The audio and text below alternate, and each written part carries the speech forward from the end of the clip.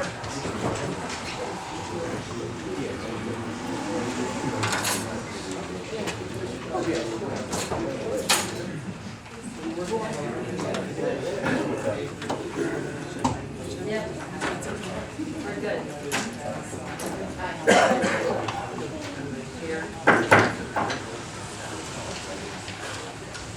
rise for a moment of silence and salute the flag.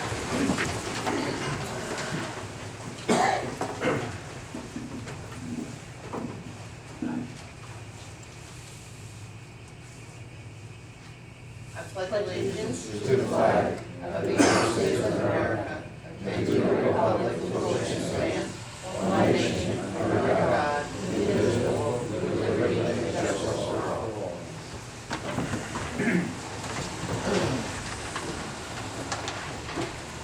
Adequate notice of this meeting was provided to the Westfield Leader and Star Ledger on October 31st, 2014, and prominently posted on the Municipal Public Bulletin Board and filed in the office of the Municipal Clerk, informing the public of the time and place according to the provisions of the Open Public Meeting Law, Chapter 231, Public Law 1975. At this time, I would like to ask everyone to please silence their communication devices, and I'd also like to urge everyone to refrain from communicating here in the council chamber. If you must take a call or do any other kind of communication, email or whatever, please step out in the hall because it is distracting and it would be great to. Roll call, please, Ms. Mariano. Mayor Petrocchi? Here. Council President Tarantino? Here. Councilman Martin? Here. Councilman Matthew? Here. Councilman Mearstead? Here. Councilman Petroselli? Here. And Councilwoman Tedisco? Here. Okay, we're here this evening for a special meeting for the purpose of discussing the proposed ordinance changes in Chapter 126, Facilities, Playgrounds, and Recreation in the Code of the Borough of Garwood. No action will be taken at this meeting. I just want to give a little bit of background information about the committee which put together the proposed ordinance. And, you know, of course, we will take recommendations and get the ordinance prepared for introduction at our next meeting and adoption at the following one. When the athletic, I'm going to call it the athletic field complex, was coming together, we realized that we needed to make some changes in our ordinances so that we had rules and regulations in place to govern how the complex was going to be operated, who was going to be used it, what kind of fees could possibly be charged, and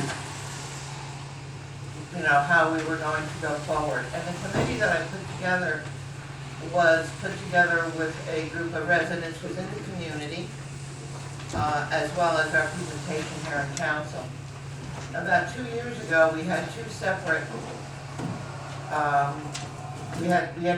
entities. We had a recreation committee made up of council members, and we had a recreation commission, which was instituted a few years ago. I'm not sure if it was by Mayor Concoli or Mayor McCarthy, but one of the two.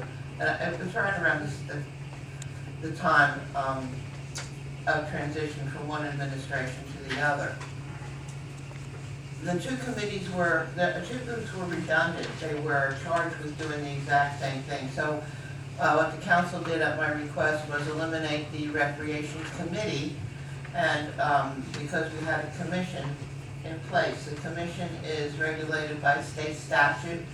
They have a certain number of members depending on the size of the municipality, and their statutes govern and guide local, not only county, but municipal recreation commissions and how to go about their business. On our commission, I made an appointment of Council President Tarantino, as she is Laws and License, and Laws and License Committee would be very instrumental in putting the ordinance together.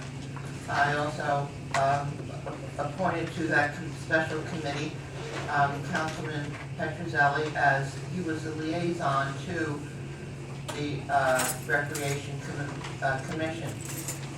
And then I went out to the general public and asked Mr. Rick King, as a representative of baseball, because our baseball league uses one of the fields there, and there would be a second field at their disposal. And I felt it was important for them to have input as to how things would be operated. Another person who I asked to join that group was Mr. Sullivan, the chair or president.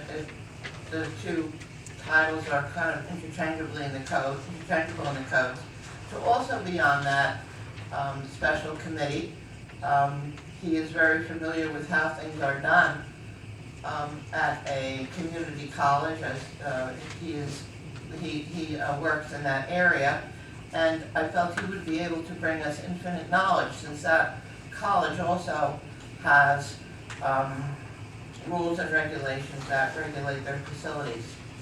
And since the facility itself and the one field, its primary intention was to offer the children of Garwood, the school children, a place where they would be able to have girls field hockey, soccer, etc. I felt it was important to get somebody from the school. So at that point, I asked Mrs. Dana Parkhill, one of our teachers, who is not only a Borough resident, but also at that time, I don't know if she still is, but at that time she was the coach of the girls' field hockey team. So I thought it was important to have somebody from the Board of Education represented on that special committee. I also appointed to that committee, and she would be acting in an advisory and also in a secretarial type of capacity, our Borough Administrator, Ms. Ariama. So the group was assembled. They came together about 18 months ago, and now I'm very happy to say that we have a code in which we're going to be working with. So at this point in time, with that background information, I'm going to turn part of this over right now to Council President Tarantino, who would like to make some comments. Thank you, Mayor. It's great to see everyone here tonight. It's wonderful when everyone turns out for, have a borough representation on an ordinance like this. So thank you everyone for attending our special council meeting to discuss Chapter 126, Parks, Playground, and Recreation. Back when the mayor created the Special Parks and Rec Committee, our responsibility was to, as the mayor just mentioned, to rewrite the code to incorporate all the changes associated with the new complex and everything that it entailed. And I'd like to start off by naming, as the mayor just did, the committee members on this team. Besides Councilman Petrozelli and myself, the Borough Administrator, Christine Ariema, worked on this project as lead, and we also had Jack Sullivan, Dana Parkhill, and Rick King on the committee. And we met countless times and made several revisions to this ordinance before we came up with the final draft that you have before you tonight. This was not an easy task. We started by looking at ordinances from other towns and benefiting from their knowledge and experience. We literally, together as a group, read over each line, word for word, ordinances from several towns to see what we thought worked or didn't work best for Garwood. We deleted some things, we made changes, we added, and in the process, we developed what is our own now, Chapter 126, and that's what we created. It's unique to Garwood. And again, I'd like to thank the committee for the countless hours that they worked and put into this, and let them know that we appreciate their efforts. I know this ordinance was distributed to mayor and council, and I hope everyone has had a chance to review it. We hope we have a productive discussion tonight.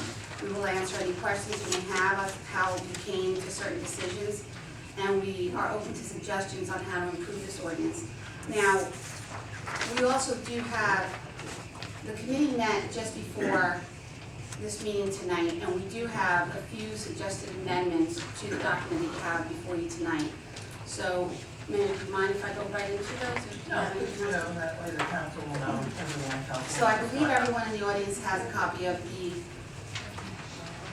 Chapter 126, and if I may just go right into the few suggested amendments. On 126-1, which is definitions.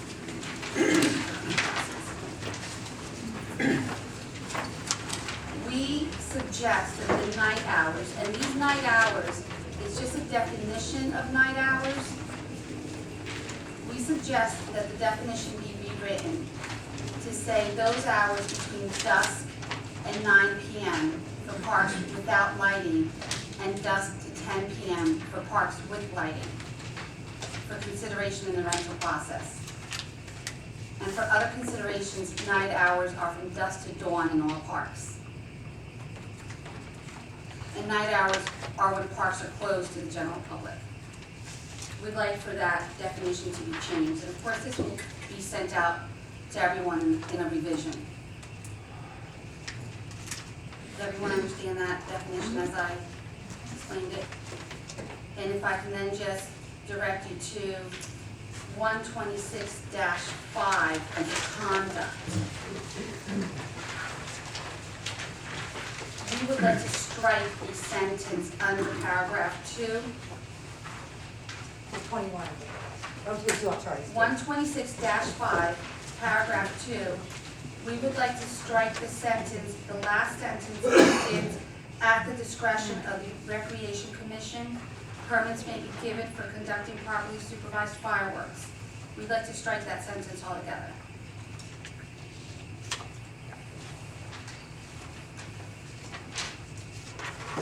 And 126-17,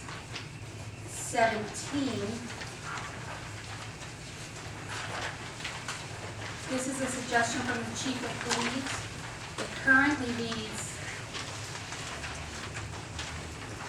that the criminal history background check would be conducted every 5 years.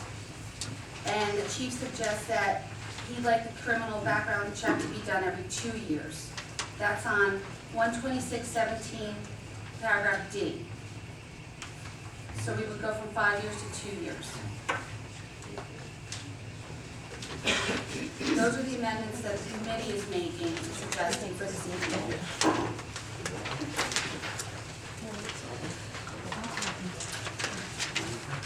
I would like to understand that there will be no official action taken on this evening, and the questions that the residents or the council has, Ms. Ariana, as she's spread out on the table over there, was fully prepared to answer those questions. And, you know, and also as well from the audience, if anyone has any suggestions that they would like to make, those would be welcomed, and it would then, at that point, I believe, go back to the laws and license figures in the appropriate spaces. The laws and license committee would feel that was appropriate. And remember, we have introduction at the next meeting, and we'll be going forward from there. So, I would like to open the meeting up at this point to the members of council, should they have any questions with regard to the ordinance. Who would like to start? Whoever would like to start, right or left, try to toss a coin. If I could start, Yeah. thanks a lot for, I know I've spoken to several of you about some of the proposed questions that I had on this. Did we ever resolve the business day, calendar day controversy about whether it's supposed to be 90 calendar days or 90 business days? I just wanted to check, Councilman, that I did respond to your things, but nothing has been changed from the document that we sent out on Friday. Okay. Because I don't even know how long 90 calendar days, 90 business days would be. That's, just to make sure we're all on the same page and probably for the benefit of the public, that's 126-6B, Right. Councilman? There's a number of, actually, my comments. It might be in a couple places, but that's. Yeah, that's what I 126, noticed. 6B, D, F, and N are the places where I call it. The 90 business days? Right. Yeah. And we did do 90 business days intentionally, not 90 calendar days, because, where was, I'm sorry, let me follow along, where was the first one you said? It's in section 126B, D, F, and N as noted by the councilman. So they all say the same thing. So if we fix one, we're gonna make them all. And if I could just make a suggestion, I understand the rationale, and I'm sorry, Anna got back to me. If you're looking to elongate the period, let me just make a suggestion that you make it 120 days or something like that, because I think if you think this through, we don't even really know how long 90 business days is, right? So say I want to do something July 4th next year. What's 90 business days before that? You gotta look on the calendar, count out the business days, you're gonna hit holidays and weekends. That's just not a very workable thing. So if you want more time, which is understandable, then make it 120, just make it 120 days. And again, just to be consistent, because I know we have the DEP approval, and that's just 45 days, presumably calendar days. So again, I really could care less one way or the other about the length of these periods, but I'm more concerned that they just be consistent in that, I get what you're saying, you want to make it long enough so they have time, Right. but make it a 90 business days, I don't think is workable. Well, I agree with that. I agree as well, but I would just like to add this. Yeah, I definitely think that's a very good suggestion. B says 90 business days, but then D says 30, Right. and That's the F, response time. That's a different. that's response time. Okay, but I'm just saying, it made it seemed as though, the way it was offered, they were all 90, they're actually No, all one of them says 30. 14, they all have different days. Just Right, so business just- versus calendar. Just changing that. Yep, I agree. I prefer calendar too. Everybody just count the days, and you don't have to worry about skipping over. Right. Does the committee want to leave it at 90 or take Jim's suggestion and make it We longer? can bring that back to to committee and then look at what all the business days would be and turn them into calendar days if we think that's not bad. We can put that as a Yeah, suggestion. if you need more time, then make it 120 No, or whatever. That's a good suggestion, we can look at that. And then I just have a quick, and sort of, everybody's prepared. So did I take it, your change was to basically, we're not gonna allow fireworks at the field? I'm saying that at the discretion. Well, fireworks are not allowed in the state of New Jersey Okay, by the common layperson, unless it's a firework company. okay. So, So is that basically, is it just banned from, The only way you would put off fireworks is if you, the council or the recreation commission ordain it, because you're not gonna have Joe Citizen do it, and Joe Citizen's not gonna hire a fireworks company to shoot off fireworks. And if The you answer, did, is the answer yes? the answer is that you can have fireworks show if you decide to, but no one else will be able to. right, Mayor and council of recreation can. the And same it's not way, recommended because it's turf. In small areas. That's and right. that makes, yeah, that makes sense. It's small and it's turf, so Right. you're probably never gonna do it. Okay. And the only other thing that I had, and let me get this straight, this is really more of a question that I submitted. So did I read this right, that all agreements to use the field have to be submitted to NJDEP 45 days prior to execution?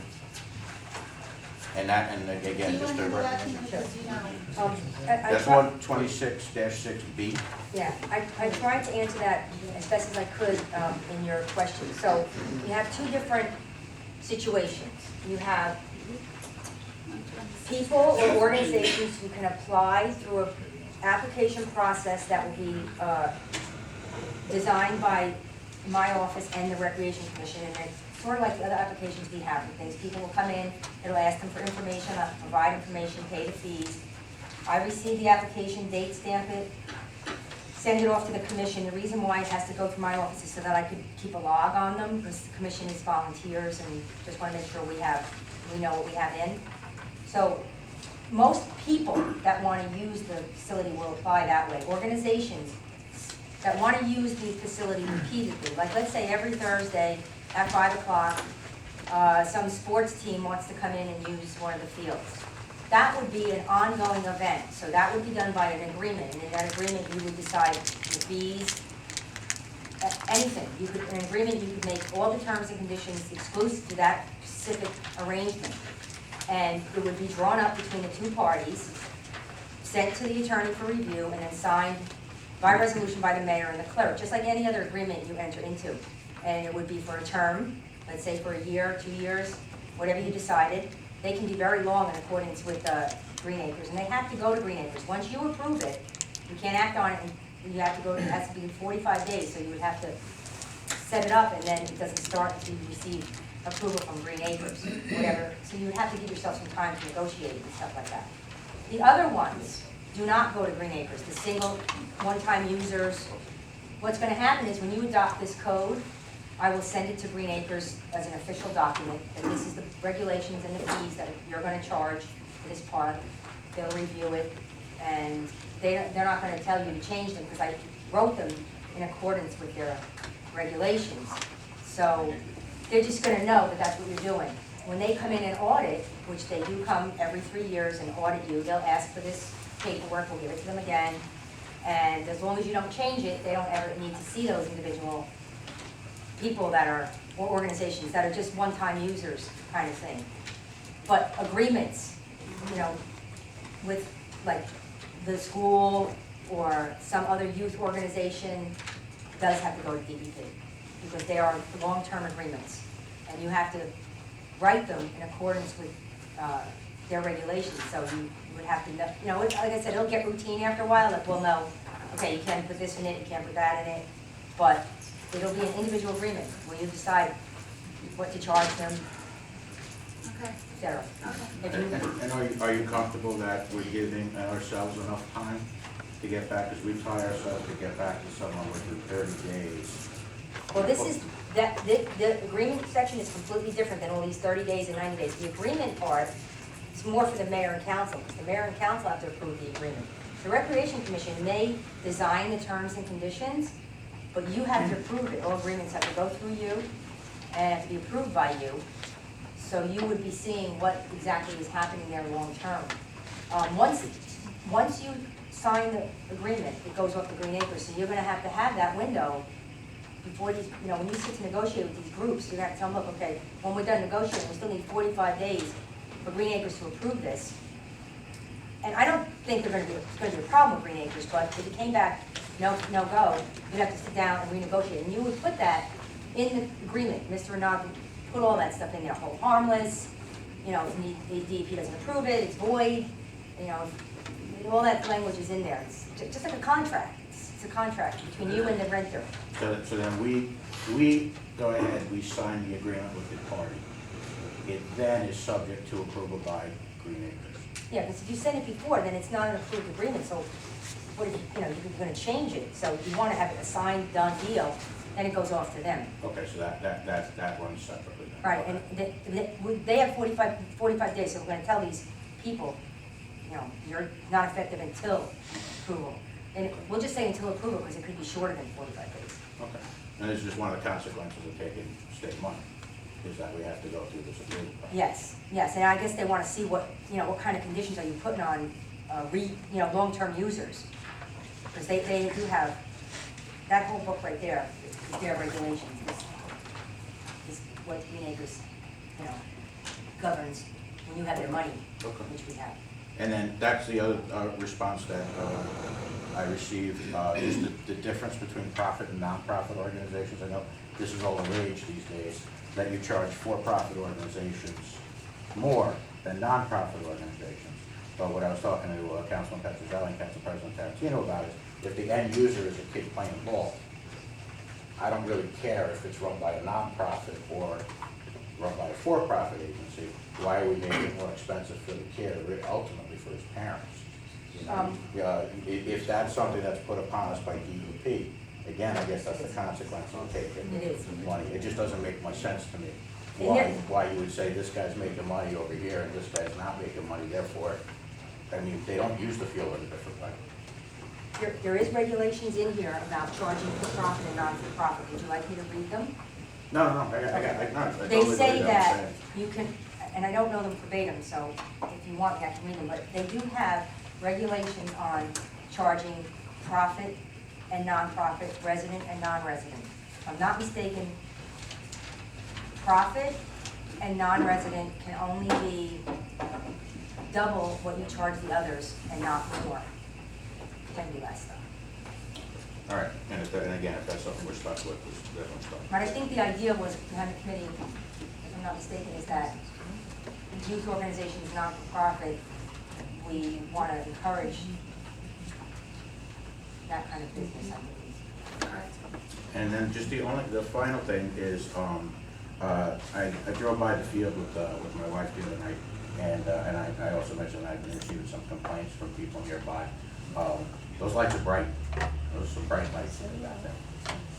And the thing is, these are security lights, they're not even the field lights. So I'm just a little concerned about that. I remember my neighbor put in some motion detector lights, and he flagged me down when I came home, and he said, hey Jim, if this bothers you or Liz, I'll redirect the lights or whatever, and it turned out that no. But he was trying to be a good neighbor, and he was in that instance. But I think we need to be a good neighbor as well. So those lights are bright, and those aren't the field lights, so that's just my concern, I mean, right if I off the could bat. answer a little bit about that. We've actually been asking for some type of a security light for about 3 months now from Public Service. Well, they came Friday and put them in, and they directed them the way that they thought that they needed to be. So we've already been in contact with Public Service again to get them back out there to, redirect the lights or come out to a night and see, Well, just how they are. Actually, we have a new representative from PCNG who coincidentally met with me yesterday to introduce herself, and I asked her to take a look at this. There's 2 lights. There's 2 lights on the One, they shine on the soccer field, and they're reflecting into the homes of the people. Yesterday morning, I also got an email from the resident. So I asked her to look at it, and she did, and she responded to me. And they went out there and they investigated the 2 lights, and they realized that we've been requesting light on the field because it's pitch black and we're concerned with vandalism, et cetera. So they're gonna put visors. Right, they're gonna put shields on the side Right. and the top to kind of like cone the light down more. But they're concerned So that- it's more concentrated, so it's not flooding out. Right. And we did have 2 lights there before, when we did have the playground and we did have the basketball that was, over, by where the gazebo was. We did have 2 bright floodlights shining down on that area, so. Yeah, and so what she's saying is that when they move it, she's saying, she wants me to say it's okay, because she said when they move it, it might, not give us the kind of light that we want on a soccer field for security. So she said, I gotta tell her whether or not I want her to move it. I think we gotta move it. Yeah, well, She's gonna point it down, they said. We're Downward. definitely gonna do something with those 2 lights. I mean, had I known that they would, that they were coming in Friday when we've been waiting for 3 months, I probably would have met them there and said, we put up, let me see it. But now that they're in, unfortunately now the fix is in to say, okay, we need to put shields on the sides, we need to concentrate it more. For me, it's not about flooding the area, but if you're on Rankin and you're looking at the building, when there wasn't a light, you couldn't see anything that was on that field. Someone could be lying there and you wouldn't even know it. So at least this is some type of a light to see a shadow running across, and it's the same thing with the playground area as well.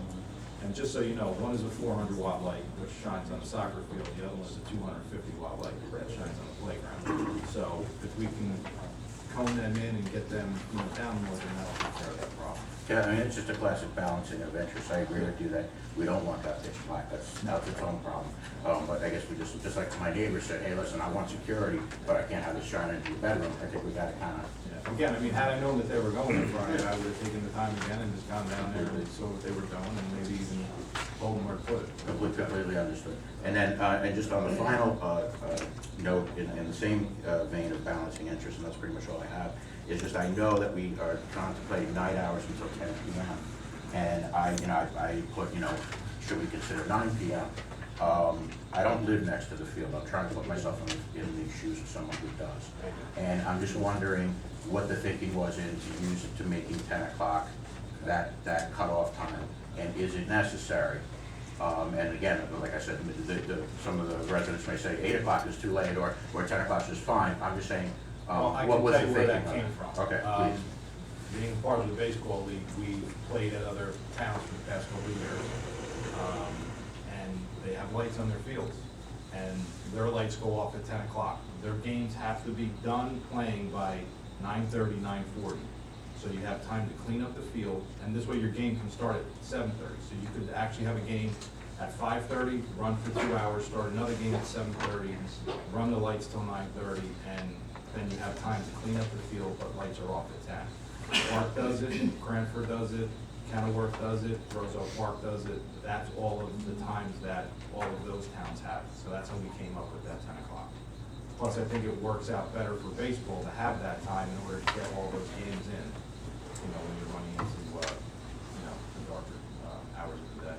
Okay, then it's obvious that you did your research on that. Oh, yeah. So it's generally accepted practice, because I was gonna ask the same thing about 9 o'clock. Yeah, and again, the game is pretty much done 9:30, 9:40, anyway, but yeah. you need that 15, 20 minutes to get the field organized, and then lights are off. If I may, Someone might still be in the building as far as, working on the kitchen or something like that, but, but the field lights will be off. if I may ask, just to piggyback on that idea, and I know I've gone to Kenilworth, and so I know that there's houses right there.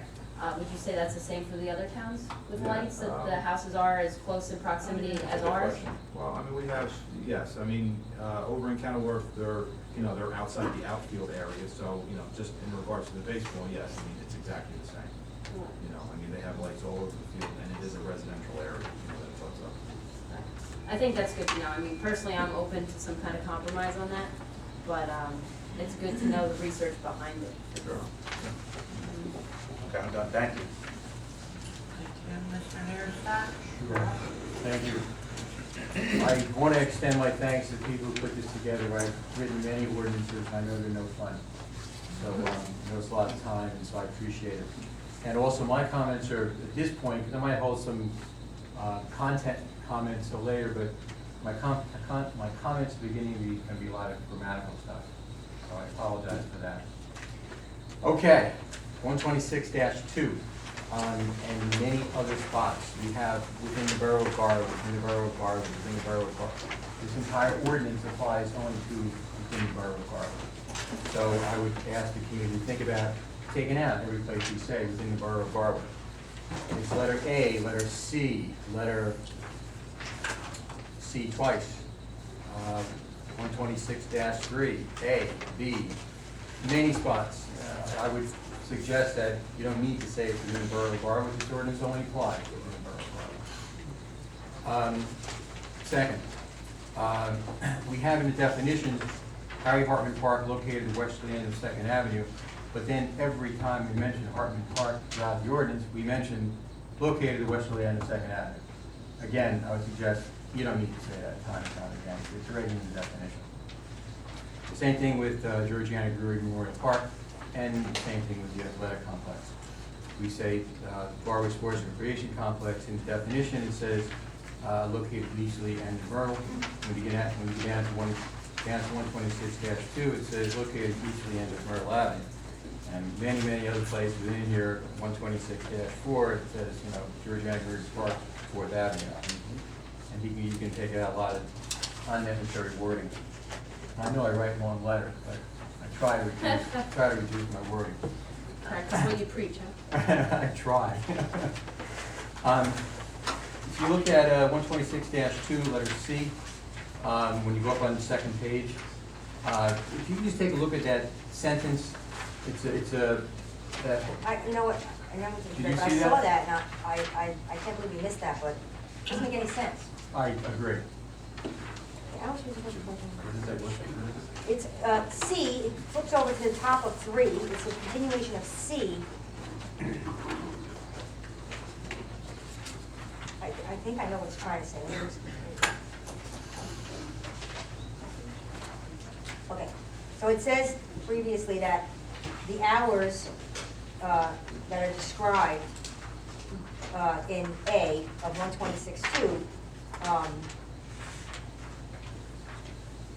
don't necessarily apply to the Recreation Commission or their programs or any activities sanctioned by or sponsored by the mayor and council. So in other words, you guys can, set up something that, is later than these hours or whatever. This next sentence is just telling the Recreation Commission that when they do a program that they're gonna deviate from those hours, they have to do it by resolution and they have to send it to you, so that you know. So should it read recreational activity at the top of the second page? recreational activities and programs established by the Recreation Commission shall include specific hours Yes. and be contained in a Yes. resolution forwarded to mayor and council? Yes. Okay, that Yes, sounds good. just needs the word be.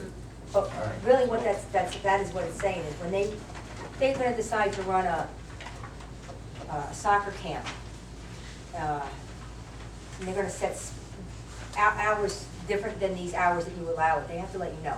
Because then when you get the phone call from the resident, you're gonna be like, what are you talking about? You'll know what the Recreation Commission has done. And they have to forward it to us, but do we have to actually approve it? No, Okay. no, they And approve that's- it, that's- it's just so that you know. And that's good. I didn't want to add another layer of And be, and bureaucracy and be contained. in a resolution, they have to do it by resolution. They have to have some kind of No, that's fine. action on their part, and then it has to come to you, because you have to know. You should know, you know, And again, you might, think this is contradictory of me, but, I hate when you go to a pool and it says, no diving, no jumping, no floating, no swimming. I hate that. And as I was going through this, it's like all I could see was no this, no this, no that. When I got to no bicycles, I really was, past the point. Where does And- it say how that's? I'll tell you. And when I got to this section, I was like, wait a second. It has to go to the Recreation Commission, and it has to come to us. I'm like, how can anybody schedule anything? Not for your approval. So I'm glad to hear that. yeah, just for your Good. FYI, you should know. All right, 126-3, obviously the first part there, I think you can take out within the borough. 126-3B, you can take out in the borough of Garwood. Question, and I'm really interested in hearing from the public, and I wish there were some kids here. Do we want to prohibit skateboards, roller skates, and rollerblades? Do we want Did you to? read the whole I paragraph? sure did. It's only in one spot. I understand that, And this part of the code was an original part of our original chapter Right. 126. It was not changed, amended, or adjusted. So it was in there for a reason, not amongst this I committee. want to make sure though, okay, and I understand this is just for Janet Brewery Park. That's it. And there really isn't much there to, Right. but within the rest of, within the sports complex, I think there was a spot where it said no roller skating. Unless you're in the right area. All right. Well, define the right area. But hang on, where Yeah. are you in here right now? We'll tell you what, I'll come to that, you can keep that in the back of your head, and I'll come to that in a second. Where I am is at 126-4. And we'll come back to that section, or to that issue with the roller skates. You're saying, what about bike rack? No, I didn't get to that. Okay, so we'll just take out Fourth Avenue there. 126-4A, the word pavings, we can get rid of the apostrophe. So are you comfortable with the other paragraph? You didn't finish your, That's that? what about bike? I know I wrote. Oh, we're I gonna know skip what I that? wrote. Thank you. You don't want to, oh, okay, I got it now, sorry.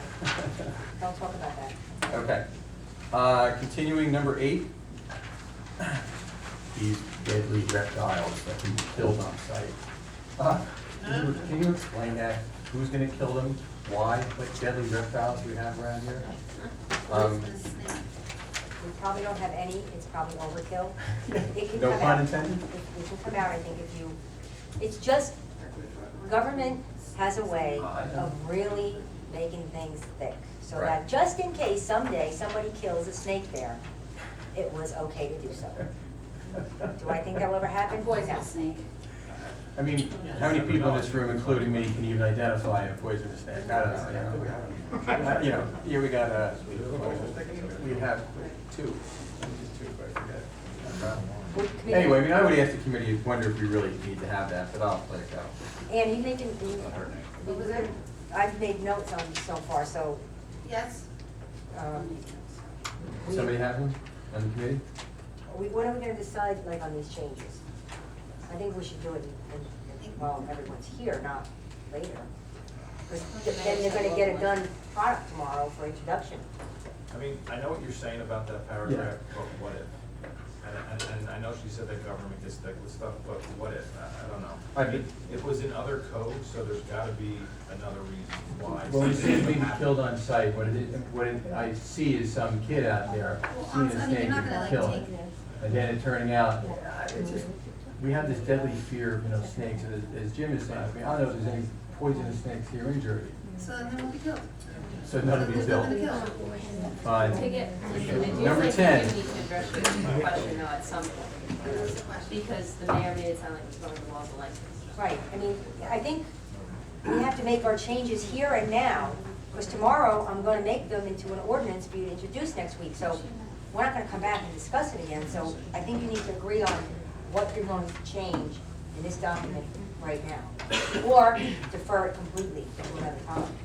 If I could just, on that, I totally understand what the clerk is saying here. The only thing is to have a group committee writing session like this, I mean, we may be here till No, tomorrow. no, just agree to what you want to change, I'll make the changes. No, like, we Just just, say, Tina, change that. I'm not gonna change it unless you tell me to change it. right.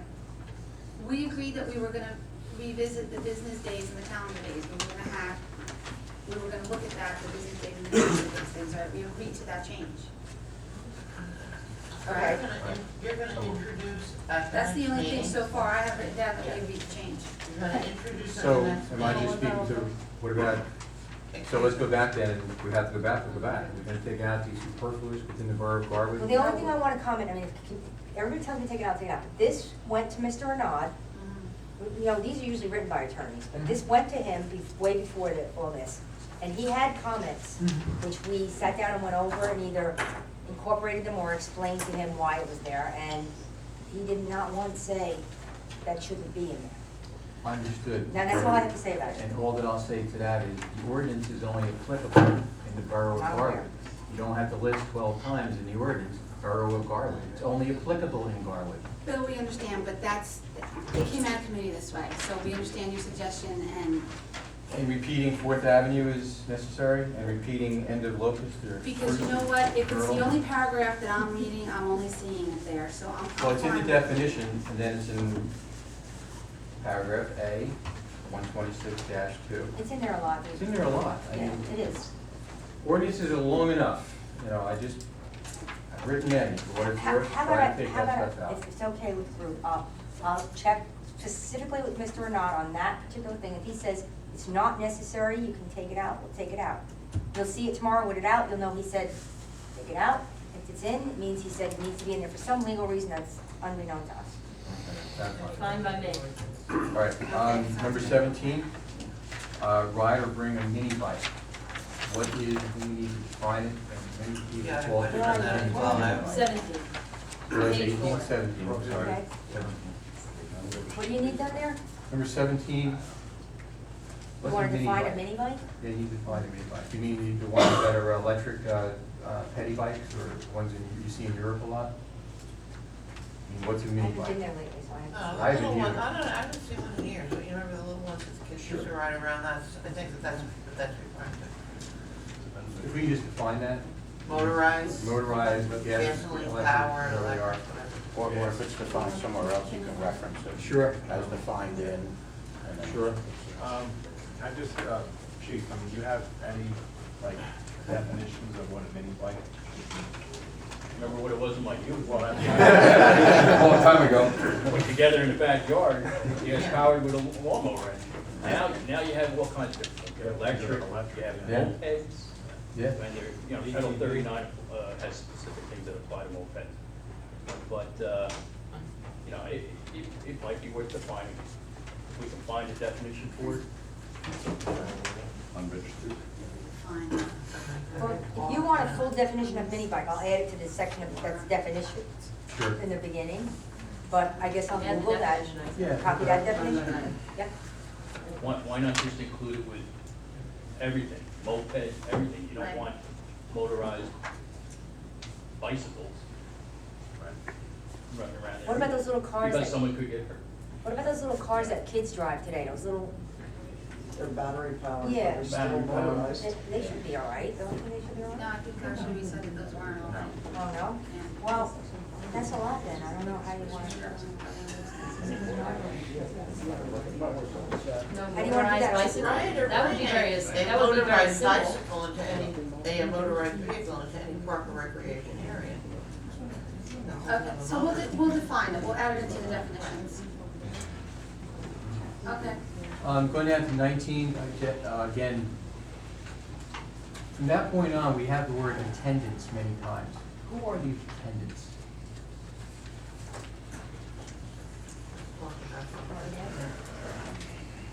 Well, the attendants,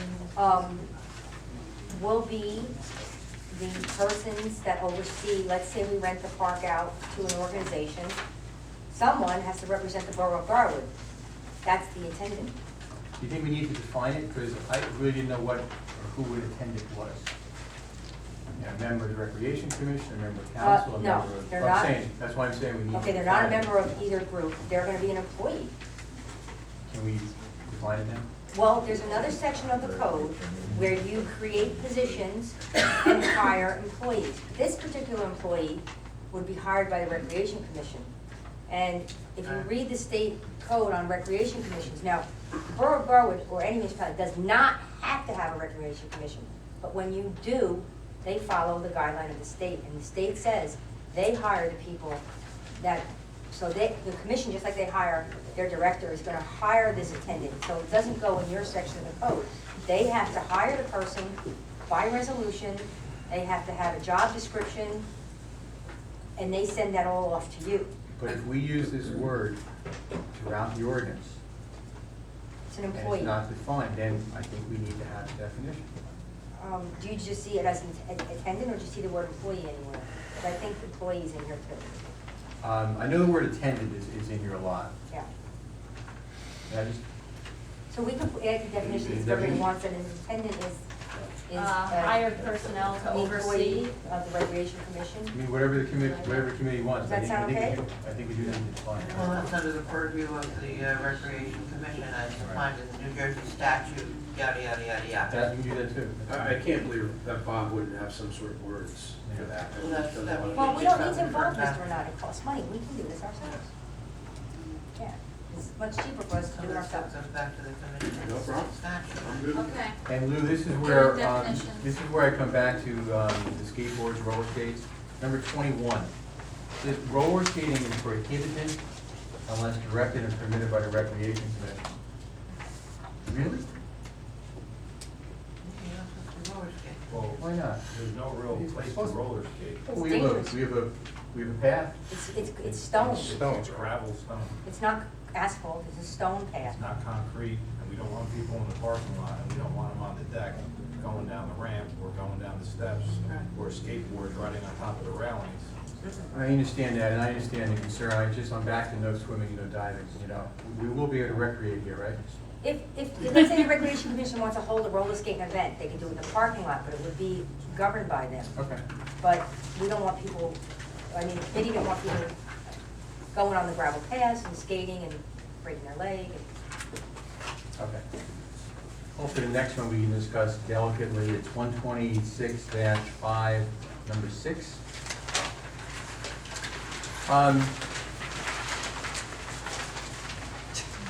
Right, if you look at 126-4A2, and you go back and forth and you look at those, don't they say the same thing?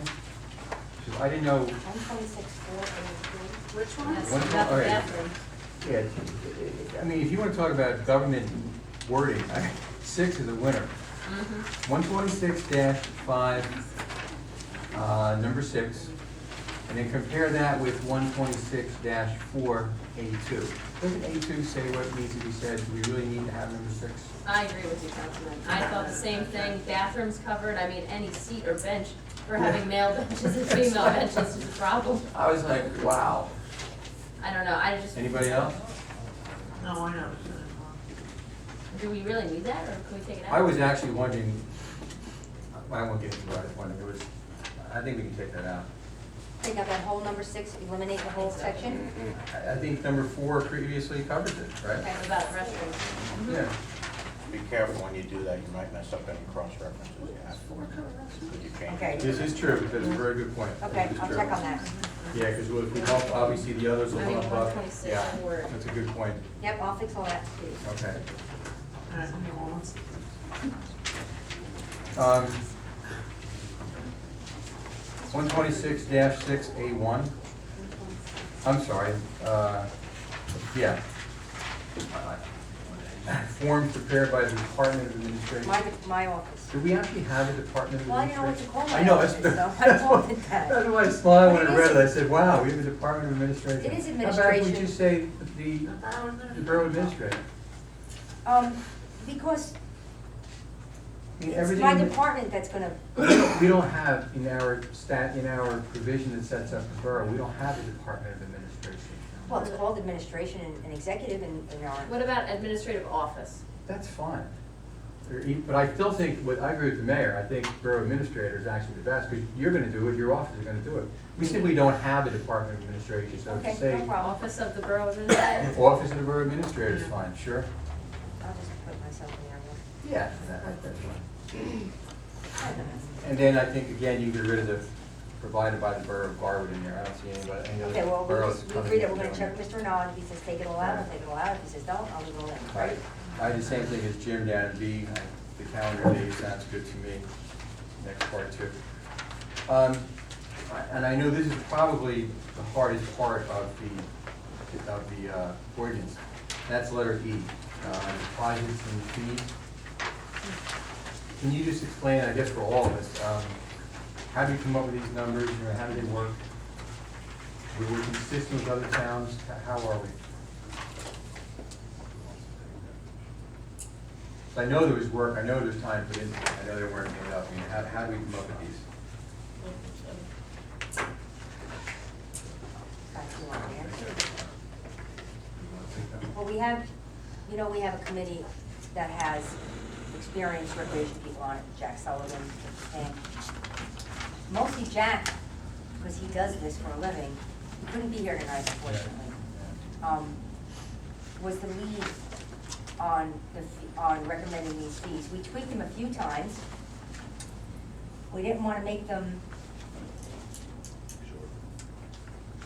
unreasonable, so that people, Are we consistent with other towns where we're in the same Yes. ballpark? yes. All right, and that's all I just wanted to make Yes. sure of. All right, that's fine. But I just want to emphasize that a lot of thought and energy went into these fees. I knew they did, that's why I kind of was Really, hoping I for mean, even Mr. Nod commented on them, we took in his comments. all right. They're not out of line with the county park either, because as luck would have it, I just happen to have their information. Oh, well, great. My husband made an inquiry, so that was one of the things. Well, and we're His club. consistent with those? Yeah, it's all in the same, Well, that's great, the that's why I same want to range, make sure. you know, Okay. it's. Letter G, we've got Eastleigh and the Myrtle Avenue. Letter H, Eastleigh and the Myrtle Avenue. Letter J, we had the word in the third line, generally. Okay, I don't want to say. That word really nebulous. Are we requiring, and if you can explain when we're requiring, I'm sorry, when we are requiring someone to submit a $1 million insurance policy? Okay. So this was a very lengthy and sensitive area for us, because before we had this park, the park that was there before it, people, citizens, could get in touch with the baseball organization and say, I want to have a family picnicking there on July 4th. The Little League would say, okay, no fees were involved, we just kind of knew that people were going to be in there. It's a public park, you'd be in there anyway, but they kind of rented it in a way. One of the things they had to do was get a certificate of liability insurance, which as a homeowner, you can get that as an extension of your homeowner policy sometimes. But insurances have gotten so difficult and restrictive that it's a little bit harder for a homeowner to get it. You know, when we used to do this, it was years ago, things were, you know, pre-9/11 different. So, in trying to figure out, like, say Mrs. Smith wants to have Joey's birthday party there.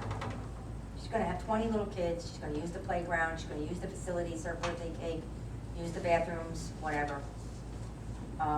Is she gonna be able to get me a certificate of liability insurance for $1 million? Heck no. When she submits an application, you can't say, oh, she don't have to get it. She's Mrs. Smith. Oh, but he has to get it.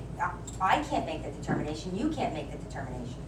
So until we get this more routine, where we understand who's gonna need it and what they're gonna need, every application, when it comes into my office, before I even send it to Recreation, it's gonna get scanned over to the insurance broker. And now he's gonna say to me, this is what you need to get from this person. I'm gonna say it's a homeowner, it's Mrs. Smith having Joey's party. He's gonna tell me he's gonna say, you're fine, your borough insurances cover that situation. Whereas, if you have the youth organization coming in, renting it for a year for regular games, we're gonna need to have an agreement like we talked about. We're gonna need to know that they're workers are background checked, and all those things are gonna go in the agreement, and they're gonna have to give us specific insurance. So the reason why we picked generally, and Mr. Nod and I went over this at length, was because we're not always gonna require insurance from certain situations, because the broker is gonna tell us, you're not gonna get it in this situation. Or, in the situations that we're gonna require it, they're gonna determine what is adequate coverage, not me. I'm not qualified to make that, determination. So I spoke to the broker, and this is the way he does it in all his towns, and he recommended that this is how we do it, so that we can make sure that we have the adequate coverage for anything that we're doing in the park. So that's the reason why we use generally, because not every person or situation is gonna have to produce that. And the insurance company will do that at no No extra cost, no right? additional cost, no cost in any way, shape, or form to the borough. It's a simple, scan it, shoot it over to them, and I'll just tell them some particulars that the form will ask. What do you, it's gonna ask what you're doing there, we're gonna wanna know what you're hosting, and he'll determine that. And I believe that you have adequate insurance for Mrs. Smith's birthday party. I appreciate that explanation because, a resident reading this, I'm sure looked at it and said, wait a second, I want to use it, and I have to get a million. But I just don't know which situation's gonna require. I what. guess in the beginning, if Bob's gone through it and he's comfortable, that's We fine. discussed this particular paragraph at length.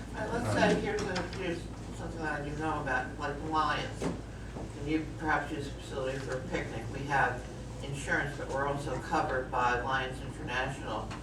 Is that correct, Mr.? Yes, thank you. Angelo, I was gonna call Mr. Angelo, but so when we have to produce a certificate of insurance, we have that, and we're covered under the auspices of the Lions International. For most organizations, it's simple Yeah. to get. Okay. That's what I was trying to Well, get I at. was concerned about it, an average resident, It's gonna be a little challenging for them.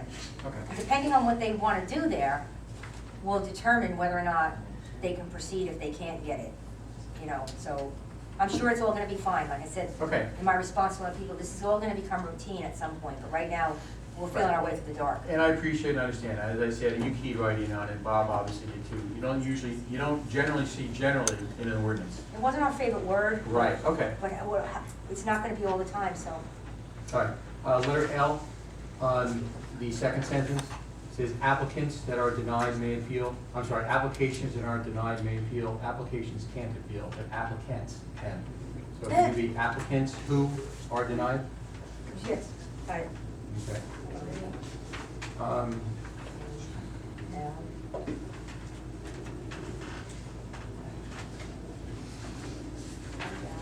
Letter O, correct me if I just can't find it. Letter O references section 126:1-5. I couldn't find section 126:1-5. Through 5. It's 1 through 5. Yes, 1 through 5. So what should it be? So Article 1 starts on page 1. Article 1, All right, 126:1. Well, hang on, I'm not trying to be real picky, but ordinances, it says colon. There is no colon. 126-1-5? No. It means 126, sections 1 through 5. Paragraphs 1 through 5. Get rid of the colon. Get rid of the colon. There is no 126:1-5. I'll check on that. Check that That's one. where they write them. Okay.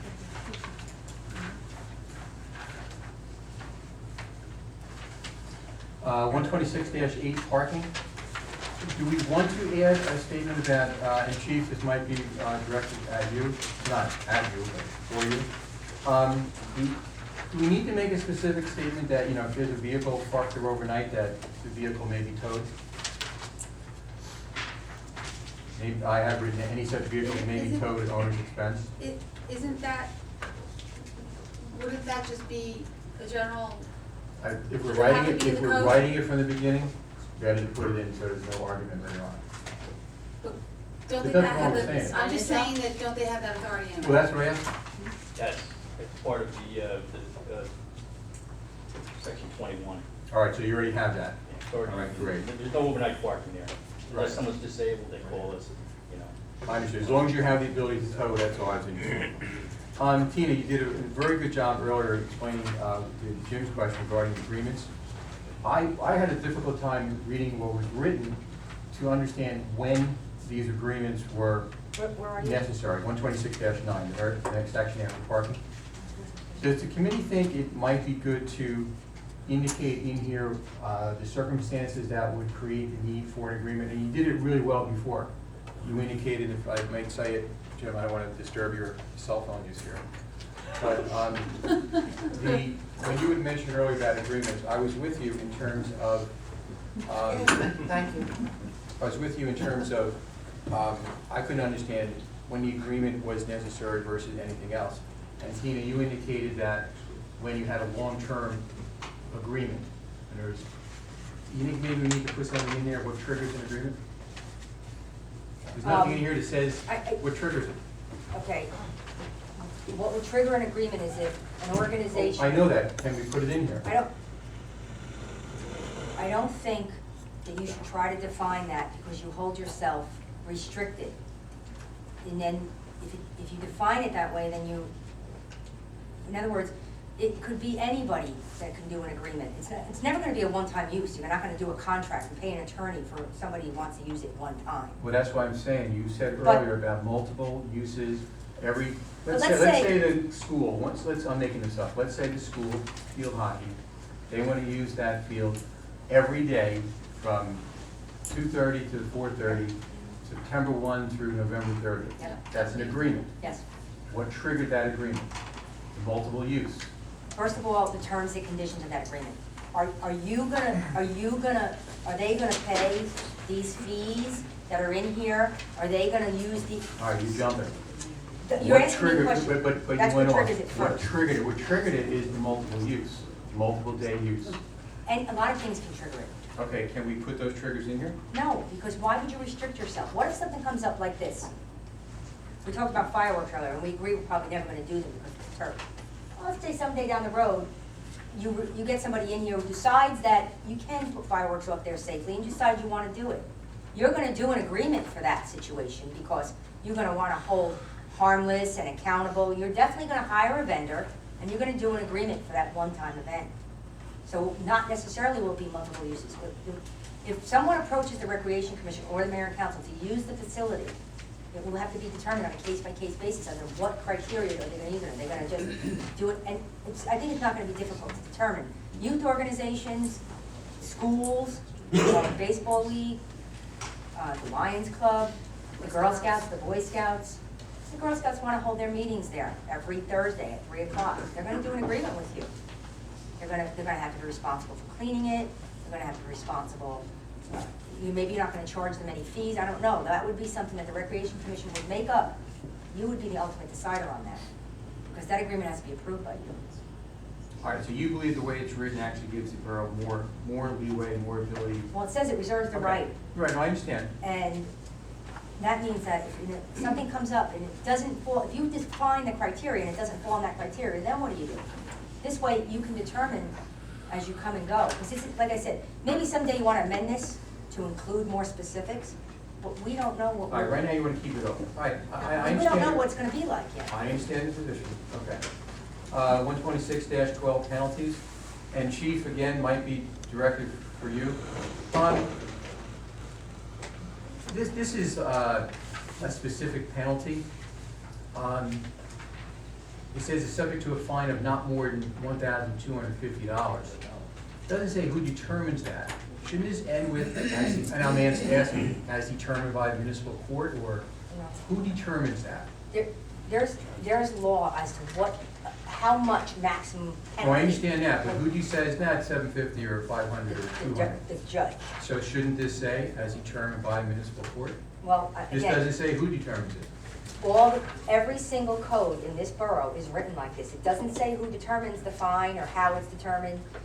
And this was reviewed by the council, so I don't think you need to add that. If you go through our code, it has a fine for just about everything you do wrong. It just puts the maximum. And I remember when we recodified, all of our fees had to be amended because they were old and the courts allowed you to fine more. So I remember when we did that, I remember Mr. Renaud saying to me, you only put in there what's the maximum penalty you can inflict on a person, but you don't put all the court rules and all the Oh, court. understood that. So, I mean, My sole question was, this doesn't say who, you know, is it recreation commission, is it council? If No. you're saying there's a general catch-all that every penalty is decided by municipal court, I mean, it's a that's fine. That's fine. Issued by the court, so, That's fine. you know, we don't issue the fine. You know, we don't fine people. All right. 126-15, letter D. Wait, what was it again, sorry? One Oh, twenty-six got it, fifteen, okay. Says the Recreation Commission to bear the costs associated with conducting a criminal history record background checks. Of everyone? Well, this is all part of the old code, so now we do background, the Borough Guard does background checks on anybody that's involved with children that uses our property. So we do background checks on all recreation commissioners, volunteers. I understand that I'm thinking Baseball league. YMCA comes in. Says the Recreation Commission shall bear the costs. Okay, This so, only applies to people the Recreation Commission employs, so Right, but let's- shouldn't this just be limited to Recreation well, it's Commission? under the main- section of the code that has to do with background checks for borough employees. So it says employees and volunteers, criminal history background checks is the title. Now, somebody raised a question, which I thought was a good question, was these people using our field, Joe Schmo Youth Organization and his kids, if they're on borough property with children and something happens to one of those children, we will be named in this suit. Understood. So part of this agreement that we're gonna do with these individual groups is they're gonna, in the agreement, it's gonna have to say that they've conducted background checks on their people and they certify that they, so anybody aside from our people in these agreements are gonna have to prove to you that they, I understand Right. that. I'm solely concerned about the cost. this has always been borne by the municipality. Well, it says in letter A, the Recreation Commission requires that all employees and volunteers of a nonprofit youth-serving organization, so that's not a Recreation Commission employee. That's a not-for-profit. That's Why is correct. the Recreation Commission, why is the Borough of Garwood paying for a not-for-profit group's criminal background check? I'm sorry, I was reading, say that again? Why is the Borough of Garwood paying for a not-for-profit's criminal background check of its employees? We've only paid for them for the baseball league. All right, so then. Why? I don't know, So I'm sir. gonna ask the Okay, general question, let me back everyone. you up a step. Why are we paying? This Take was it out. already here, I didn't write this. I don't know why, understand that. We're I going don't know why, forward. Yeah, I so don't know what does why, everybody think? The reason I why don't we're know. paying for it? I don't know why. When the law I came think out, it should be Megan's law, clarified that it's just Recreation Commission members or. when the law was passed, Megan's law, we put this in. We got a grant to pay for it, maybe that's why. We got a Going- grant going- from Megan's law, to pay for all these initial background checks, it was a lot of money. And I understand that, because that's employees or Recreation Commission. I agree with Councilman Tedisco. I Chief, mean, we do to the baseball people? I believe so, yes. I don't know why. so can I ask that be amended to be just for Recreation Commission employees Members? and I volunteers? don't see why not. I mean, why are we paying for somebody I else? mean, part A here makes it sound to me like anybody that's using the facility would need to prove. I agree. Prove it. Right, but D That's makes true. it sound like we're paying for everyone, Right. but wants us to pay for them. So I agree with Councilman Yurso, let's just clean it up a little bit. We should add D. to D. For Recreation Commission members I or want, employees. tomorrow I want to read through it Yeah, thoroughly. and talk to Bob a little bit. I understand the concern, obviously the criminal background check has to be done, there's no argument there, it's just who's paying for it. I want to read it thoroughly, but I Sure. agree that you should add something that says it's just for those people. All right. So we all agree, right? And, I just want to read the whole thing thoroughly so I can, Mm-hmm. just discuss with Mr. Nod to properly put it in there, but Right. You'll I think see we should tomorrow just the move finished forward product. with, you know, letting Mr. Nod put, I'm fine with that. waive the final. yeah, well, you'll on see the- it tomorrow when you get it in your packet. Understood. So if it doesn't meet your, approval on Tuesday, just, you can still change it on Tuesday. And I apologize to everyone for taking all your time, I hope some of those questions were of value. I'm done. Thank you. Any questions, Mr. Martin? Tough act to follow. After that exhaustive I'm review, sorry, well, it's. I couldn't imagine question, and I know I did have some questions around the liability insurance, but they were all answered, so I'm good. Anything you want to go any further, or? I do have one other thing.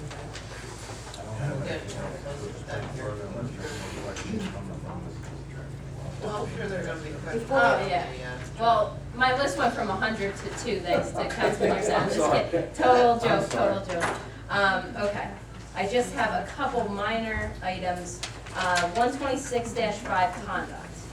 Hey, why don't you do the page number on Page 5. Okay. And it's number 3 that I'm looking at here, about dogs. All dogs in those areas where such animals are permitted shall be restrained at all times. Where they're permitted, is that stated anywhere? I'm assuming that would maybe like a walking path. I'm sure we don't want dogs on the middle of the turf field. One And of the that's things we have to do is, we have to post all these regulations down there at the park. We have to post all these regulations, we have to post how you can rent the place, et cetera, et cetera. But we also have to put up signs, we have to put up, ordinances about leash law, pick up the waste. We have to put another sign that says, the gravel walkway, won't be snow plowed or snow cleared, so we have to put a sign up saying that, yeah, it's snow covered and we don't remove snow. So, we're gonna decide, we're not gonna want any dogs on the fields. Right, so of course that's. We're gonna have to sit down, go to the park and say, okay, we don't want dogs here. And we'll have to put a sign up on the fence there, no dogs allowed in this, so people know, so they can't go in there with their Right, dog. so we don't really have to change any language here. Mhm. It'll be taken care of. in the Right, we signs. just have to figure out where, Okay. maybe there won't be any place you prohibit except for the fields, but you have to put a sign up, because people are Right. doing it, they don't know, then you can't hold them accountable if they don't know. Okay. There's a lot of signage we have to work on. I think that the one good part in there is that it says that all dogs need to be, restrained at all times. So, Right. I can see a lot of people going down there and just letting their dogs, run wild. It used to be a wooded area, and now it's not, now it's a park. So I think that's a good sense of that. Okay. On page 8, letter E about the fees.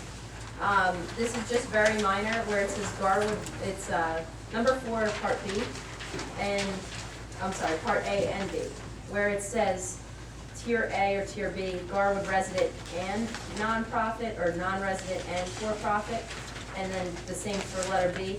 I just think that and should be changed to or, because when I first read it, it sounded like resident, you must be a resident and a nonprofit. Okay. Or a non-resident and a for-profit, so I was like, where's the in-between go? So maybe just the word So on or both would be A and B beneficial. then, right? Yeah, A and B. Okay. There would be 4 minor changes there. Okay, Just to clarify, I believe we touched on this, so this means that the school teams and Garwood Baseball League would fall under a special agreement that's made and would, in all likelihood, not be subject to these fees. again, that's not my call. But it would definitely be a separate I agreement. I believe that it's not my call. There are gonna be, fees associated with cleanup and stuff if they don't clean it up properly, or, so I. Right, again, so my but question they- is, does that need to be written in here in No, a we don't special write way, it or down. it's covered in the last page? We don't write that in here.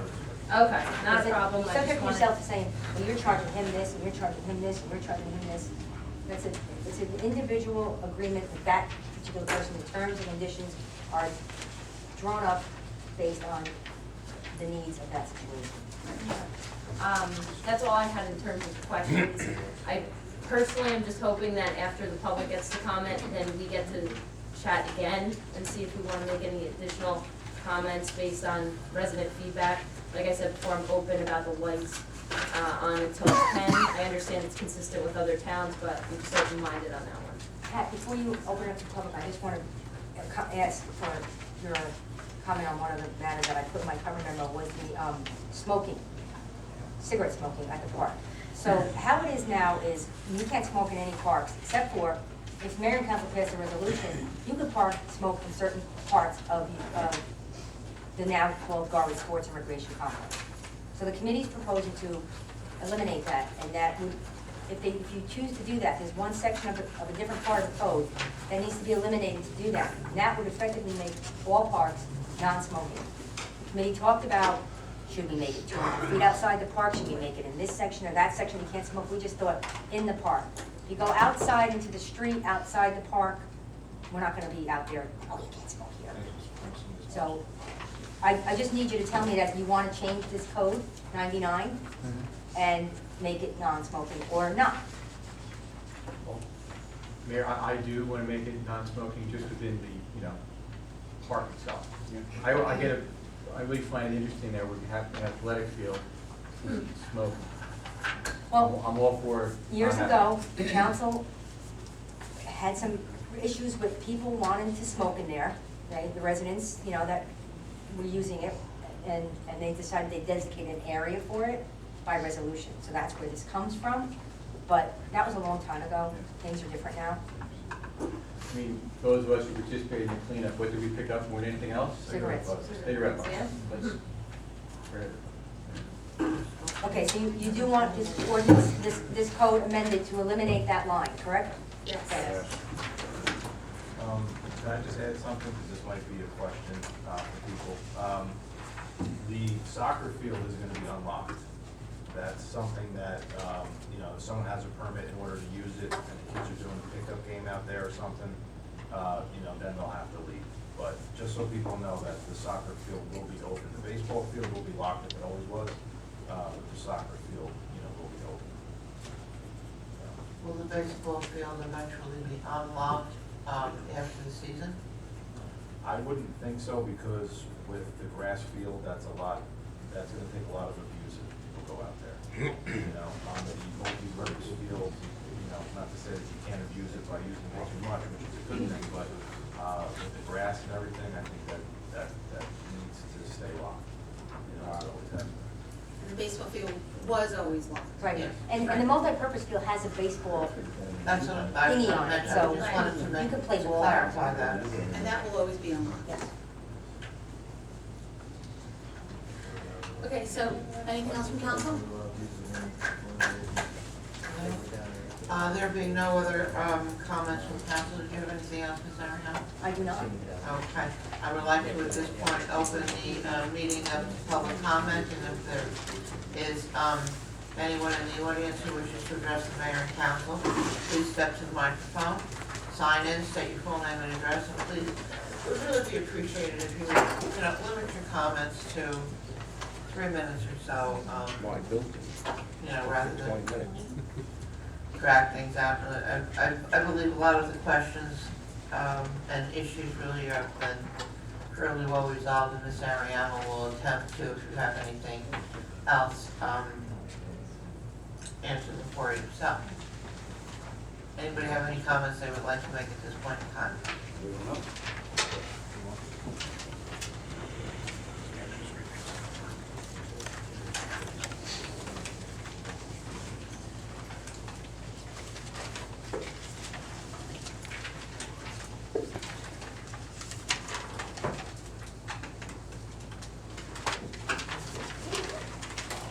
Good evening, everybody. I'm Jeff Green, 115 Myrtle Avenue. I'm the person with the lighting trust outside that bedroom window. So I just have a few questions with that in that regard. Who is responsible for shutting off and putting on the lights? Are they automatic? Whoever's gonna be using the So field, they'll have access to it? it's manually to turn them on. Okay. And if they're still on after 10, would we call the police? Sure. Okay. All right, and if there's something going on in the ball field and not the soccer field, are both sets of lights gonna be on at the same time? No, it's, the fields are wired as far as the lighting, so they can be separated, so you don't have to have both on. So if you're having a game just at the baseball field, you don't have to have the soccer field on. I saw that video cameras are being placed on the lighting. What kind of scope, are they 360 or, or is it strictly gonna be on the field? Where did Chief go? Can you get him? He knows about the camera.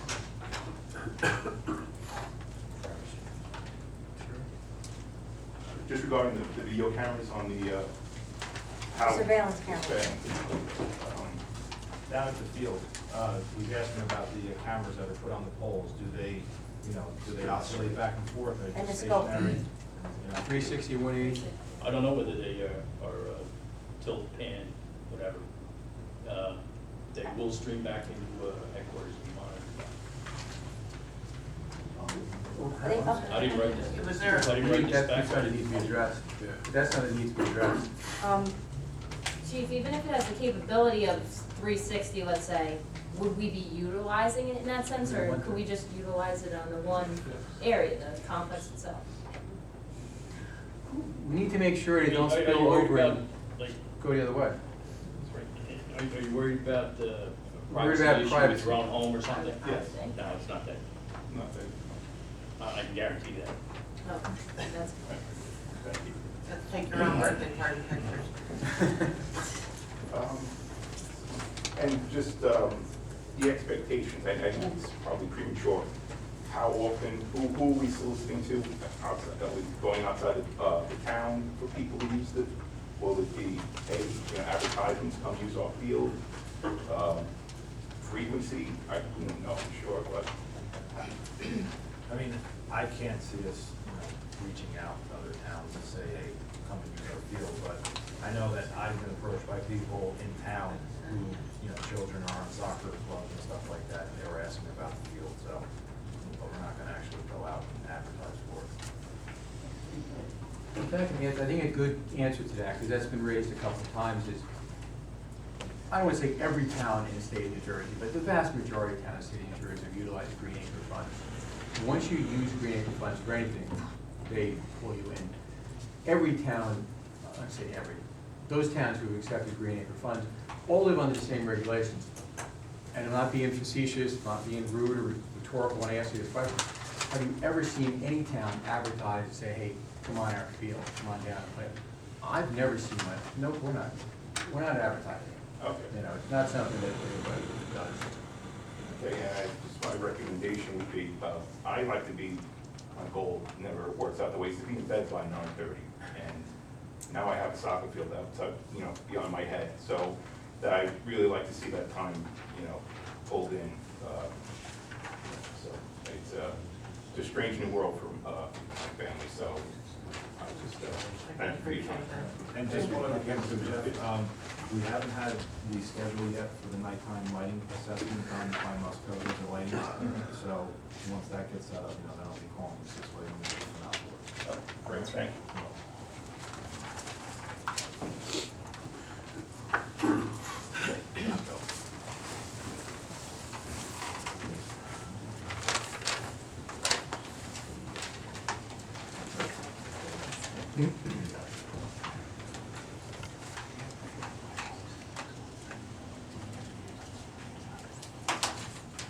Good evening, everyone.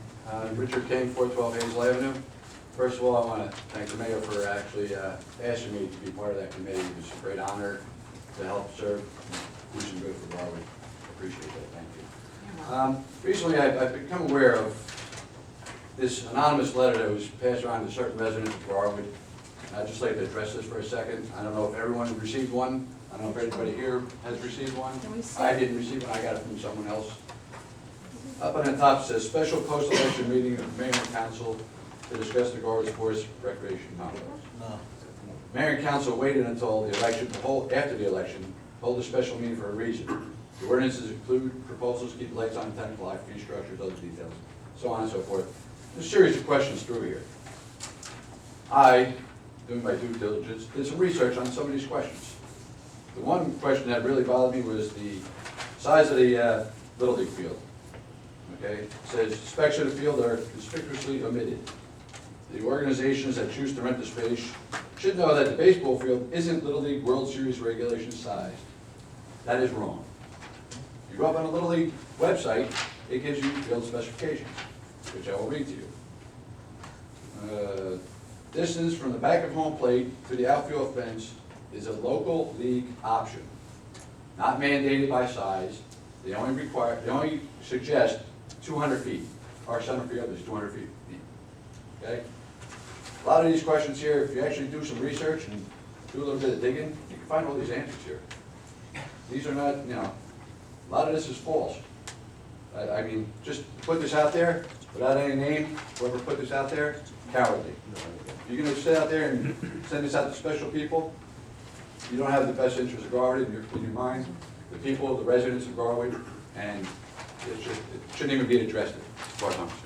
So, Rick, let me ask you a question. I know Garwood Baseball League is not Little League, We are but, not Little League affiliated. but if a Little League tournament wanted to use your field, you're saying they could use it? Absolutely. Because you are? Absolutely. Okay, Yes, thank it is. you. It is dimensioned to the Little League regulations. Okay, good, that's good to know, thank you.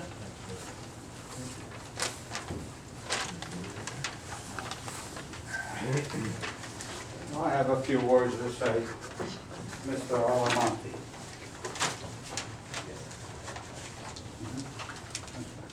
I'm sorry, Angelo, I was gonna call you Mr. H.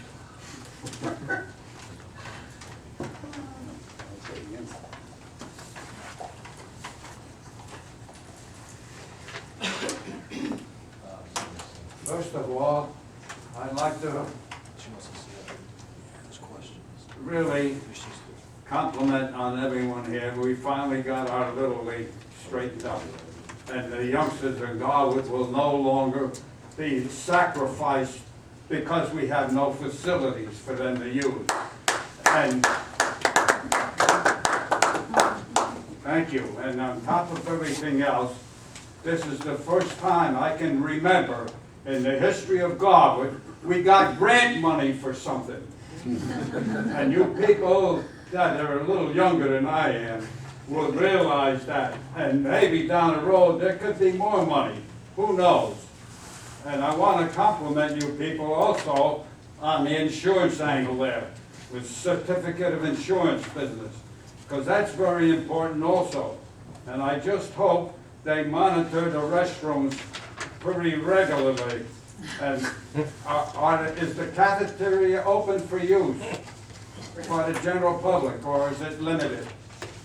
It's not a cafeteria, you have to, it's a kitchen to prep food, but it's not something that will be serving food, like just, you Okay. know, I mean, like if an organization is gonna serve food, they have to rent the kitchen out, and they make the food and they serve it, but during the day, every day, it's not a cafeteria.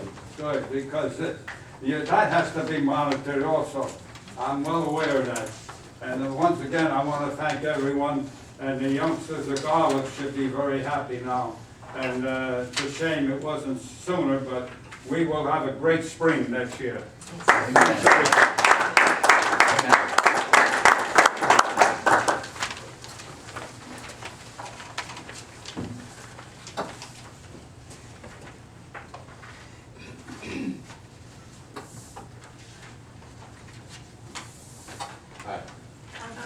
Listen, along with Angelo, I would like to commend the board also and the committee.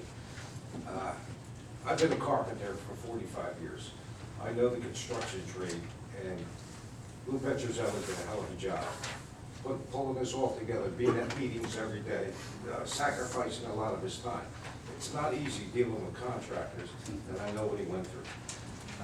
I have a few questions.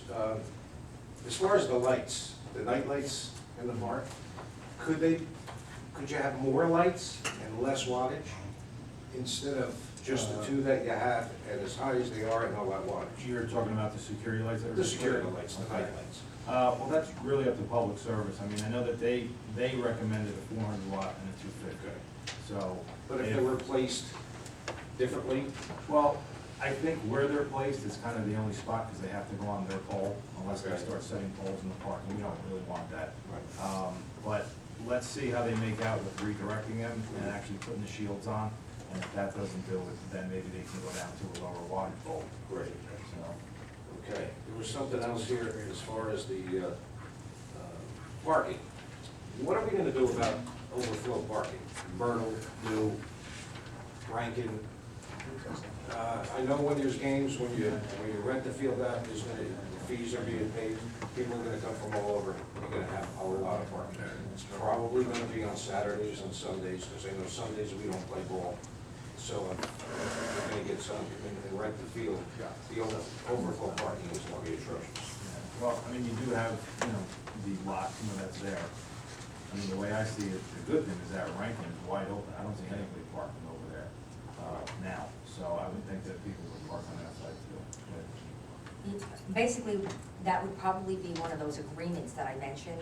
Okay. And if it's an organization that we feel is gonna draw a large crowd, we may wanna put in the agreement that they have to hire Bus in. off-duty police or bus in Okay. and have traffic direction. Right. There may be a need to designate an area, they would have to pay for all that. You know, Gotcha. they would have to, it would be in the agreement, but if they're gonna have off-duty police directing traffic, they would incur that cost. Section 126-2D. I'm a little taken by that. Any section of or part of any park may be declared closed to the public by mayor and council or recreation commission at any time and for any interval of time, either temporary or irregular and stated intervals, daily or otherwise, and either entirely or merely for certain uses. What does that mean?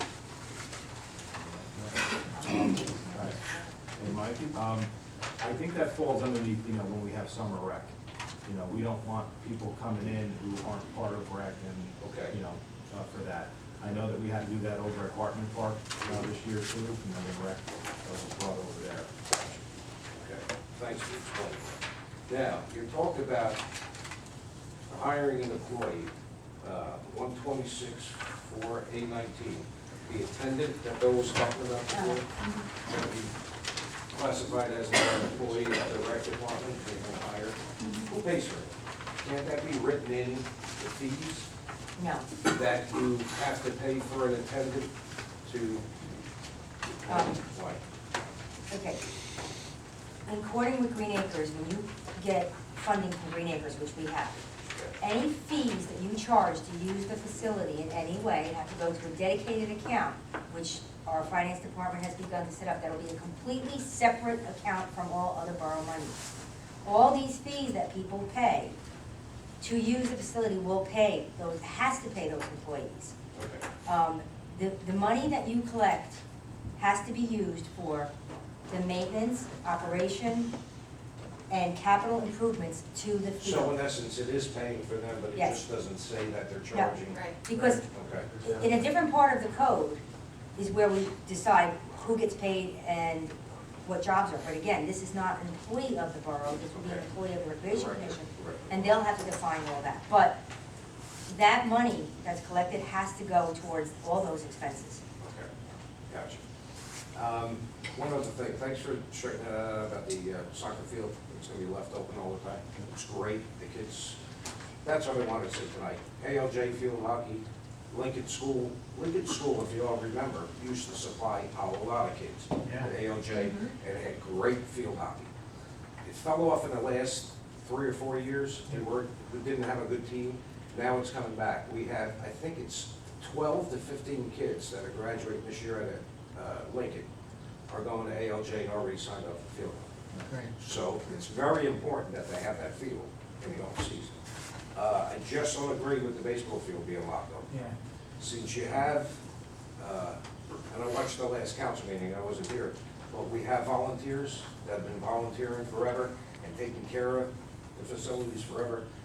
If they could take care of the facilities Monday through Saturday when we play, then when the kids go down there on a Sunday and want to have a sandlot game, you know, I think we could take care of it then too. All right, I know when I was a kid, we used to carry our rakes and rake up whatever we messed up and clean it up. We should go back to that. Thanks for your time. Mayor, since, I know this is a public session, but do we want to discuss that a little bit more since Mike brought that up? I mean, I must admit, I never connected with it, and never was, so Well, you know what, let's finish You want with to the finish the public public? comment, Okay. and then we can go back to make a note. Okay. Then we can go back to, if you have any comments on anything else you have to say. Does anybody else have any comments, any other members of the public, with regard to the, field? Okay, doesn't appear to be any, so what we'll do is we'll close the public comment portion of the meeting this evening. And, Mr. Neerstead, you would like to go back to? Thank you, Mayor. I was mentioning to Jim too, you know, I've never been connected with the league, so you know, obviously, you might see that to you guys in terms of volunteering and doing everything you've done down there. But, you know, if we have a little league field there, Well, it's can I just just use, interrupt you for yeah. a moment, because I yeah. know what Yeah, go you're ahead. talking about, but this meeting tonight is to discuss this ordinance, and locking the baseball field and having the soccer field unlocked is not actually Okay, part so of that's a this. policy decision? Yeah, that's not part of this, so. I understand, we can discuss that at a future date.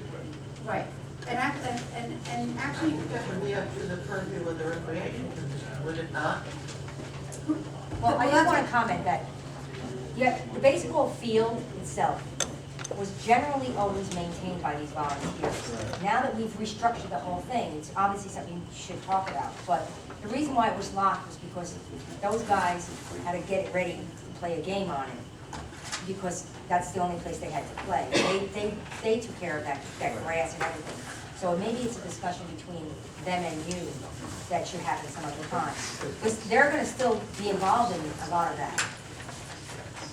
Maintaining that this is field. what I'm saying, this is a discussion, that maybe that has to happen between rec commission and baseball, or council, rec commission and baseball, but that's just not part of this ordinance. That's fine.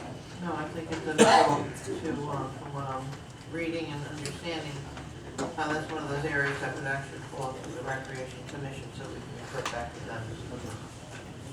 Mayor, if I may, now that we're out of Yes, the ma'am. public comment, one item I'd like for us to discuss would be the lighting at the complex.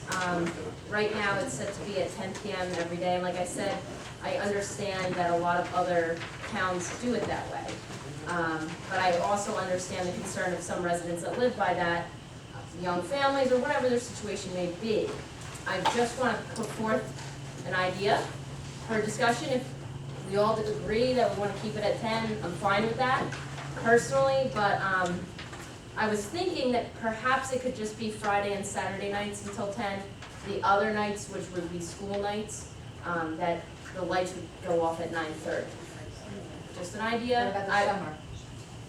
The summer, well, that's a good point. I think maybe the summer could be 10, it's something we could talk about, I think. So the way to that's a divide good it, we point. decided to do, just be, say, school days closes at 9, and just leave every other day. 9:30, I'm sorry, whatever time. That- Leave every other day unnamed. I hear what you're saying, but school days, so September through October, November, when it starts getting dark early, that wouldn't let you have 2 games in. So if they were trying to get in a game at 5:30, 7:30, and then 7:30 to 9:30, I don't know that you would get 2 games in and clean up by 10 o'clock during the week. You would be Well- playing in September, October, I'm sorry? baseball. Yeah, don't you play Talking other about games? soccer, the soccer field. Soccer, The what soccer about field. hockey? Field hockey? The kids, I don't know where these things kids go. playing during the week till 9:30? Not I don't probably. think we should be supporting that anyway, but that's another story. It's not I don't recall, I'm trying to think of when, I I don't don't see the recall. problem. Could we start the first game, You know, Sarah, could we that's the start the thing. first game earlier? During the week, Well, we don't schedule the games, it's whoever's renting out the field schedules the games. because they gotta go to bed. Right, I'm just bringing it up as a discussion point. If, it would just depend on the game times, we don't obviously set that. We want to enable around a 7:30 game to be played, but I don't know. I mean, I don't set, I'm a softball coach, but I don't set the scheduling, so I don't really, speak too much on that. Well, for me, I mean, again, the game will be over by 9:30, 9:40 the latest. To start a game at 7:30, you need at least 2 hours to have that game. And I think that was the intention, and that's what baseball has always done with their other towns, that we've played at, where, we start a game at 7:30 and then we're done by 9:30, and, we have the lights on just for cleanup, and then they're off. I think that if we try to push it back by that half hour, I think that you're gonna, you're gonna have an issue with scheduling, and, you have the needs to have all that done, so. Would the 7:15 game be out of line? Is that too early for that second game? That would be, that would be tough. That'd be tough. If we can get a 5:30 game in, and then a 7:30 game. It's hard enough sometimes to even get a 4 o'clock game in because we didn't have lights. And then some kids on the, on the school team couldn't make it, and then we had to end the game early because we didn't have lights and it got too dark. Now we have the ability to Can I have make a that. suggestion? Sure. It's winter, you're not gonna be dealing with this right now, no one's gonna be playing games in there 9, 10 o'clock at night now, am I right? No. So why don't we introduce it this way, adopt it this way, it's a small change, as we start to get into it, why don't we see how it goes, and if it's disrupting the neighbors, or put it at 9:30 now, and then if it's not meeting your needs, you can't change it. Well, from what I'm hearing too, we may have the time set for 10 as the absolute maximum, but realistically, from what you're telling me, if the game ends at 9:30, you clean up in 15 minutes, lights are off at 9:45. And that 15 minutes could make, a little bit of difference. It's an absolute maximum, at 10 o'clock, those lights are out, that's that's the law. Right, and I think that's important that we enforce that, of course. But if you have one family, and we do have one family that's affected by that, it bothers me, so it's worth talking about it some more and trying to come up with some other constructive things. But it won't bother any family with lights being on too late.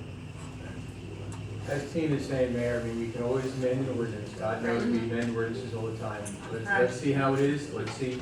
And the other thing, just, Lou can explain it far better than I, but, 400 watts and 60 watts, and Mike was saying to me, 400 watts and 250 watts sounds like a lot, and we're used to 60 and 100 watts in the house. And as I said, Lou can explain it far better than I, but most parking lots, you have 400 watts. 400 watts reaches across a double-day parking lot of 60 feet. And it lights the other side to 1 foot candle or a half a foot candle. So, I mean, if they're shielded, if they're directed, should be okay. Those are the security lights, though, Yeah, we're talking about a stadium. yeah. But I'm just saying, so everybody gets an understanding in terms of, like 400 watts sounds like, wow. But if you go out to the street, or if you go out to most parking lots, they are 400 and 250 watts, that's what they are. And the stadium lights, we still have to test those, right? To see if we can shield them or block them or do anything. Musco still needs to come out and do the nighttime assessment on the lights, yes. But, I mean, like, even getting back to what you're saying, I mean, had I known that public service was gonna be there, I probably would've met them and, looked at, what they were gonna put up, but, they can change that light too. I mean, that's a high-pressure sodium light, that's why it's got that orange glow. They could change it to something different, like if you notice any of your other, street lights that are out there, that's actually an induction light, it's kind of like a fluorescent, it's not as glaring. But unfortunately, this is what they recommended when they came out there because of what we were trying to do. So, maybe we can, if this, shield and everything, doesn't work properly, then maybe we can have actually change the lights to something that still gives us what we need, but it's just not as, as glaring.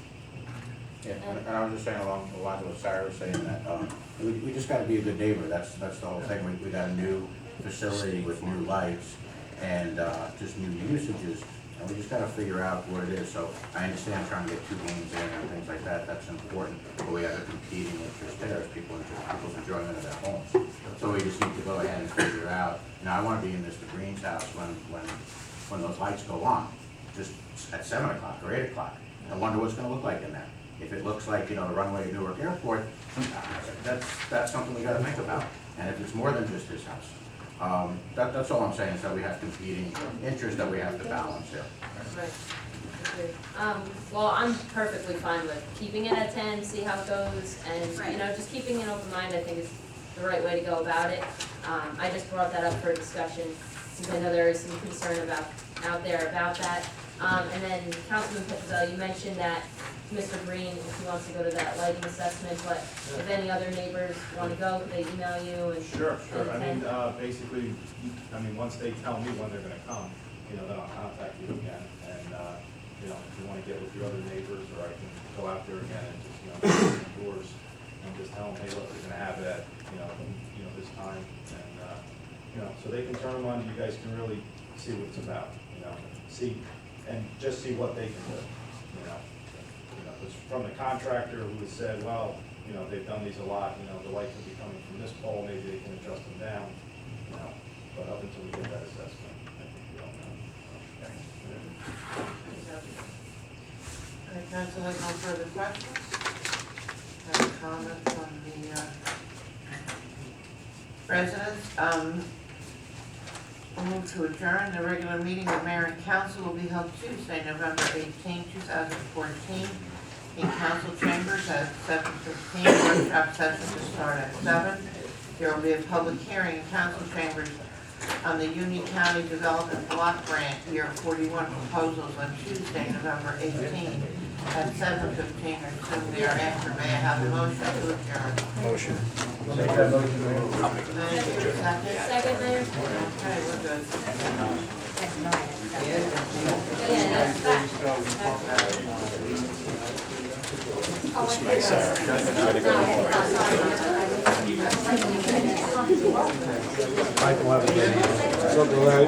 Good, how are you? Did you know how you doing? The lights aren't gonna be an issue.